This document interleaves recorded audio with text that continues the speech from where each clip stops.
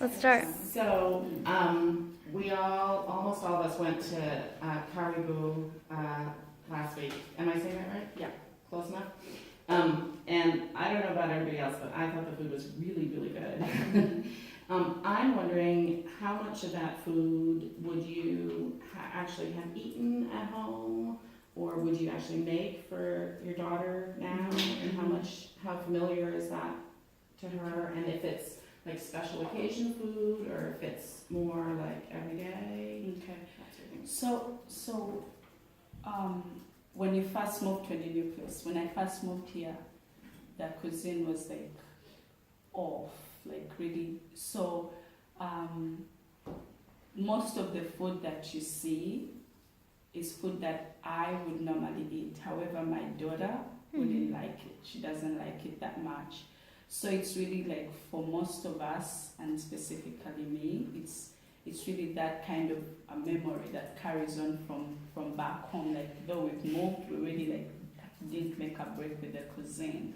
And the children that have been born here, like you wouldn't give them matoke and stuff. They don't think it's that special. So it's almost like a way we've kept connected to the Right. homeland. Yeah. So it sounds to me like it's special here, but in when you were growing up, was this special food or was this everyday food? Okay, that's a good question actually. Some of the food, when I was growing up, there was a lot of cornmeal and like beans. Most of the cuisine growing up was really vegetables and carbs. Beef and chicken and samosas was really for special occasions or for wealthier people, and my family wasn't that. So you'd find that kind of food served on like special occasions or in wealthy households. I think it's interesting that your daughter, when we were talking to her, yeah, one, she didn't want to eat most of the stuff. Like, she had very specific taste, which I saw with my brother growing up. He doesn't like a lot of Indian food, but I love Indian food. So, like, I don't know if that's, you know, like, I understand there's, like, a certain amount of culture involved, Yes. but there's also a certain amount of how much are you exposed to it from a very young age. Like, Exactly. my parents exposed me continuously, and my brother, I was older, so then I started exposing him to American things. Yes. And also the fact that she didn't see herself as Ugandan. You know, I thought that was also, like, what do you think about that? It's amazing to, like, in our household, like, we have tried to like expose her to as much as like we can to our culture, but I guess it's like the friends and the TV at this point like have more of a power for them. How do you feel about that influence? How do I feel about it? I know, like, I just have to create, like, to be accepting of it, but then also create a place that is stable for her. And personally, since I moved here when I was an adult, I don't feel like I create enough stability for her in the American culture. So I have to create a culture that I know of and things that I can really explain. And I know with time she'll try to actually ask me questions, and I should be able to give her that. Yeah. I have a question. Sure. In New Orleans, I know like the life of the house is the kitchen, and I know we've talked a lot about food, but like, you know, when you go to people's houses, it's always the kitchen that's the gathering spot, that's where everybody catches up on everybody else's family and everything. Is it like that in Uganda, or? Yes, like everybody kind of like gathers around food, and that's one thing that in an immigrant household there are challenges, because back home people have like lunch together, dinner together, and because society is set up that way. And I know many of my friends and family don't really have that because of different work schedules and different. So it's getting to be a challenge. So you find that a lot of this food, even if it's prepared and it's there the way that it's supposed to be consumed with the party all around and stuff, just happens on special. It's not the same, like, Yeah, it's not the feel. same. Yeah, it's not the same. So how do you, like, or how did you form a sense of community here when you came here? Like, I know that was a challenge for me, but I Okay. wasn't coming from even as far. Too long. It's actually this area, New England, and specifically the Greater Boston area is what has the biggest concentration of Ugandans, and most of that is tied to the Catholic Church. So just a little brief history: the Catholic Church used to get a lot of girls, like taking care of girls. With the Catholic schools back home, the Catholic Church controls most of the education, again back from missionaries' days. So the girls were brought here to become nurses, so a lot of Ugandans were brought here and they stayed, and most of them went to colleges around New England. So when the immigrants started coming later, not necessarily for school, they had like a relative or somebody's auntie or somebody from It was already another village. Yeah, their daughter went there like 20 years ago, called, and so it ended up being like most people moved and most people found a little bit of connections in this area. Yeah. What do people think about the missionaries having so much control over education? Where? In Uganda. In Uganda. Actually, it's a mixed thing. Most because the Catholic education still is the best in our country, because the governments haven't been very good with offering social services. So though as the country has evolved and grown, different religions have come in and people have chosen maybe to just go another way, still like the role of the church as it was still stands. And even maybe less than a year ago, November, we hosted the Pope, it's a big, the Catholic influence is really big in Uganda. So somehow you'll find that any place that you find Ugandans, they kind of begin around the Catholic Church, and the influence is still there back. Yeah. Did you go to a Catholic school when Yes. you were in Uganda? And follow up that question: what languages were taught at the school?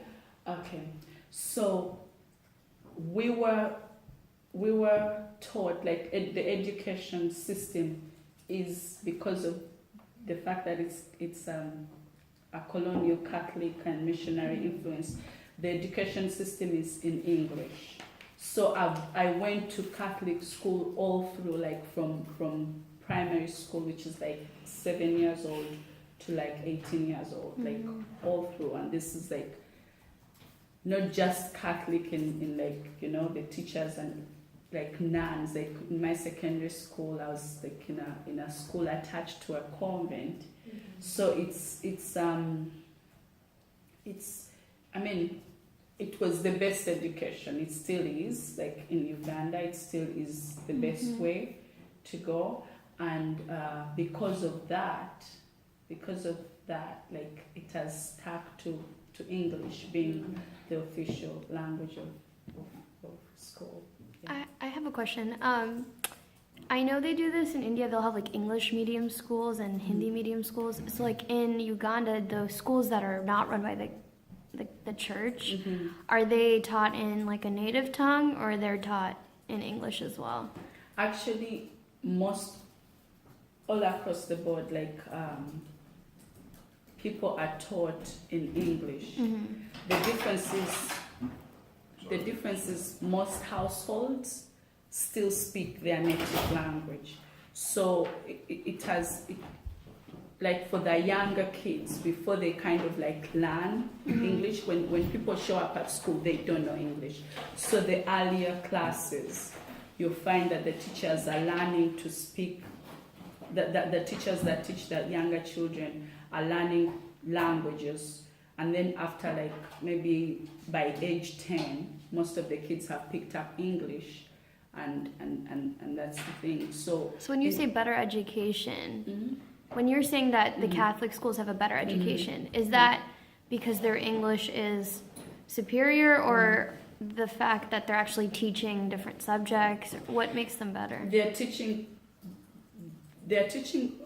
better all other subjects, but then also I mean in terms of like resources, like books and teacher-student ratios and facilities, so to speak. It's not necessarily like, I'm not talking about better like the output, but I'm talking about facilitating the education process. They are like the more equipped ones. Yeah. So, may I ask, did you go to university after high school? Mhm. What did you study? I studied journalism and writing. Yeah. So I went to a university. It's called Makerere University, and that university has a lot of East African influence. Like we have a lot of lecturers coming from Tanzania and Kenya, as well as the students. So when I went, I mean, the last 10 years things have moved really fast and higher education has changed. But when I was there, like my career was a big regional university, not just a Ugandan one. Yeah. As you got older, was there a constant battle between your native tongue and having also to speak English? When I was home, when I was back in Uganda, it wasn't like there wasn't a battle, because somehow English was the language of like the workplace. It was like you show up at work and everybody's speaking English, and the offices, the banks, but back home, or the regular street vendor, or going to the market, you didn't speak English in the marketplace. But somehow, because everybody grew up in a household that used their local language, like you'd know how to communicate.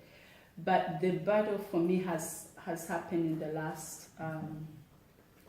in the last few years since I moved here, because again, having a child, and then also I have sisters and brothers around, that you're speaking to each other and you want her to learn. So like it's almost like it's hard, because unless we speak it in the household, she won't pick it the way we picked it.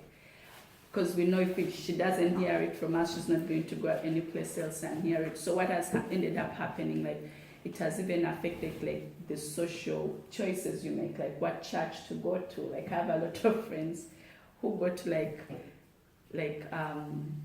to churches that are English speaking, and then they're like, I don't even know how these people worship like this. You know, it's not that they don't, it's just that culture thing. There's, as much as people want to fit in and like do all of these things and do the American dream, like I think for us there's still the heart that there's a pull to what we knew or what we grew up with, and it's a challenge, I think, for our children, but we'll see. So what, did you go to church in Uganda? And what language was that in? Luganda, yes, yes. Yeah, Luganda. Was it a Catholic church? Yes. Do they have churches here where they speak in your language and they pray in that language? Okay. It's funny because there are lots of Pentecostal churches and those ones speak both, but mostly Luganda, and that's what I mean. Like people have in a way broken off, or it has caused a lot of, I don't know, a lack of cohesion or a lack of unity with American counterparts, because somehow people feel like they want to worship in their native tongue. But then again, there's a church, if anybody's ever interested, in Alexandria, is close, St. Peter's in Waltham. It's like a Catholic church that literally has the morning mass, and then they have the mid-morning mass is in Luganda.